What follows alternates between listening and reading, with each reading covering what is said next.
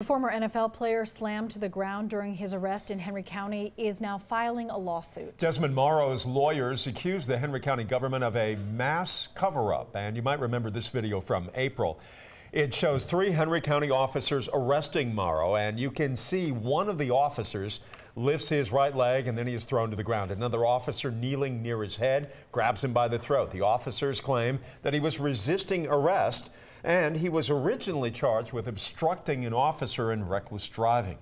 But Marrow's legal team held a news conference today announcing a lawsuit against Henry County. Lawyers accuse the police department of hiding dashcam video showing part of the arrest and witness tampering. Lawyers also say the Board of Commissioners knew about the arrest and they helped cover it up.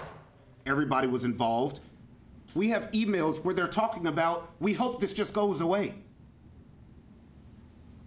We hope there's no protests or marches. That's what they cared about. Marrow's lawyers say the DA has dropped felony charges against him, but he could still face misdemeanor charges. Marrow says the arrest took a toll.